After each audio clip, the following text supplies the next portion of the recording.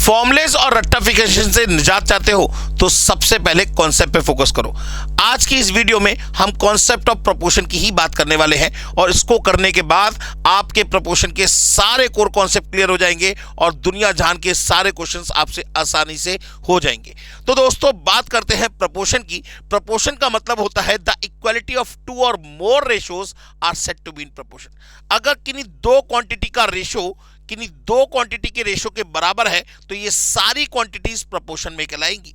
अगर किन्हीं दो क्वांटिटीज का रेशो किन्हीं दो क्वांटिटीज के रेशो के बराबर है तो ये सारी क्वांटिटीज प्रपोर्शन में कहलाएंगी। एक ही चीज को आप 4 बार बोलिए तब भी मतलब वो ही रहेगा।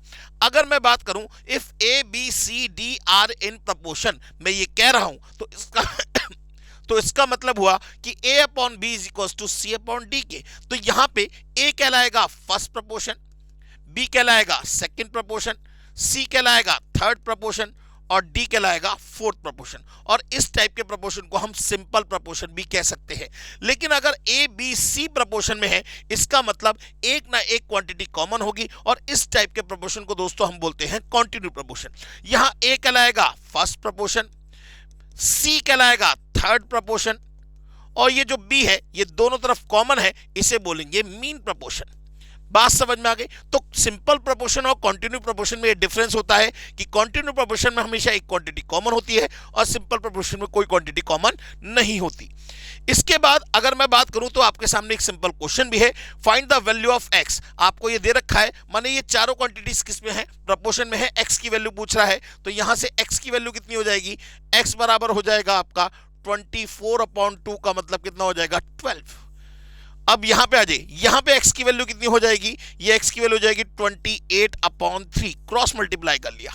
बिल्कुल सेम वे में चार क्वेश्चन और आपकी किस्मत में पेश है। वो कह रहा है find second proportion of 3, 5 and 8। तो सेकंड नंबर पे हम x रख लेंगे, माने 3/x बराबर 5/8। तो x की वैल्यू कितनी आ गई 24/5। बिल्कुल सेम वे में find first proportion of 8, 7 and 3, माने 8 सबसे पहले नंबर पे क्या लिखा जाएगा, सबसे पहले नंबर पे क्या लिखा जाएगा x। तो x/8 इज इक्वल टू 7/3। तो x की वैल्यू कितनी आ गई 56/3।